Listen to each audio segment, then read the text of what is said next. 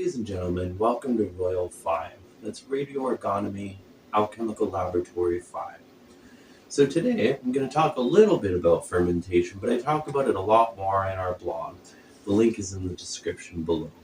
So before I get started, I'd really like to ask you to subscribe and like and just show us a little support, because we're doing this to educate everyone. We're doing this to really take alchemy and radioergonomy, radionics, psychotronics, as well as orgonomy out of the shadows, out of pseudoscience, one way or another.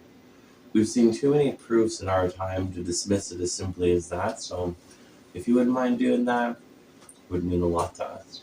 So, let's get to it. So, we ordered some supplies, of course, and we want to share those supplies with you, so that maybe you have a little bit more knowledge under your belt too. So here we have graduated cylinder, 100 milliliter capacity, nothing really special there. And we also have an alcoholometer. Now this is used for distillation. So what you do is you fill it up 100 milliliters from your distillate can, which is just a big jar. I'll be able to show you that in later videos. And then you put it in there, you give it a little spin, it spins around and it bobs. And eventually you're going to get a reading on there from the meniscus in there. That's the top level of the water. And then what that's going to show you is how much alcohol percentage you have in there. And that's sort of how you figure out how many more runs you need to do, what percentage you're distilling to, your efficiency. It tells you a lot of things, actually. So that's 2 of our items so far. Next, without too much explanation, I think we all have seen these before, an analog thermometer, probe-style thermometer. Very simple. Just has a temperature scale of Fahrenheit and Celsius. Is very important, so you know exactly when to put your yeast into your solution, so you know when you're boiling things or when you're sterilizing. A thermometer is just a very useful item in general. Okay, so I was gonna save this one for last, but I decided I don't really want to do that. So we're gonna look at this really quick. This is called an optical refractometer, right? So this is the eyepiece. You kind of look through there. You might be able to see a little something happening. I'm not really going to take the package off because I want it to stay clean for now. But the idea is that you lift up this little lid here. You take some sample with your handy dandy sampler. We have a little pipette in here for that reason. You see how many things I can juggle with my hand? Well, we're going to find out.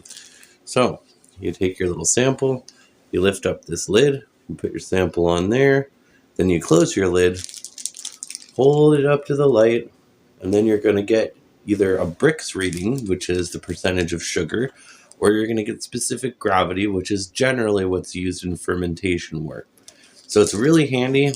It works to, I believe it's 30 degrees Celsius, and it's very accurate compared to other ways. Also, what I like is they come with this little screwdriver. This screwdriver is terrific. You take some distilled water, you add it to there, you calibrate it to 0 by turning the little screw, and it's a tool that will last you for many, many years. So definitely something worth having if you're going to ferment a lot of things in general. Next, we have one of the most vital components you need to have, an airlock. Now, this is a little rubber bung. What you do is you cut a little hole in the top of your container, like a bucket there. You fit that in there nice and neat. After you sterilize it, it needs to be safe. And then you take your airlock and you fill it up to the fill line. There's actually a little, I don't know if you can see that, but it actually says fill. And then it doesn't stand for Philip. What? Anyway, you put up the fill, then you put it inside this little thing here. I'll see if I can do it with the package on. And then you would fit that in there and it gives you a nice seal. Now what that does is it allows it to vent the escaping gases, and this little bobber inside will start going all crazy as that happens, because then it's being vented through the water and that allows it to kind of burp itself. So it's a burper, basically. So yeah, we got 3 of those, which is awesome. I only have 1 bucket right now, but that's okay. And next, we have probably one of the most important things besides sugar, and I'm literally going to tear this sucker open right here just so I can show you, because it's a really good deal. It was only about $17, okay, and it was online, so I was able to order it. Didn't have to go anywhere to get it, which was awesome, and it's actually really, really great. So here we go. So this is a clearing agent, and I'm not doing a promotion for the company, so forget about it. And you put this in after the fact, and it helps take all those impurities and everything else out of it, which then gives you a clear liquid instead of like a slightly off yellow liquid or whatever it happens to be you're fermenting. Okay, so that's part B. Now we move on to, let's see if you can see that. So this is turbocarbon. This is activated carbon. It's really cool. And basically, you want to take this and add it to it on top of the other stuff. And what that's going to do is that is actually going to help, basically on a molecular level, without getting too boring. It takes all the carbon and it bonds it to everything else except for the alcohol and probably the water. And then it essentially gets heavy, sits on the bottom with everything else.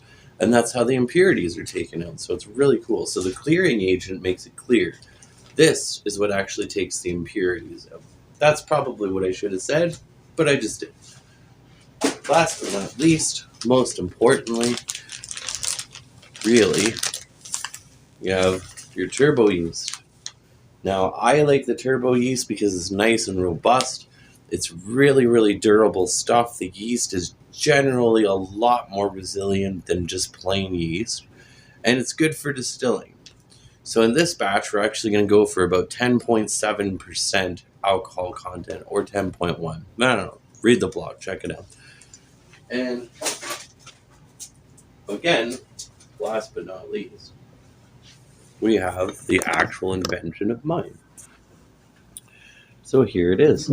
Here's your bottom jacket. This is your fermentation vessel. And right there, that's your heater. Yep, it's a food dehydrator. But it also makes a very good heater because it heats everything evenly, gives you a nice distribution. So there you have it. That's our grand unboxing for R.O.Y.A.L 5.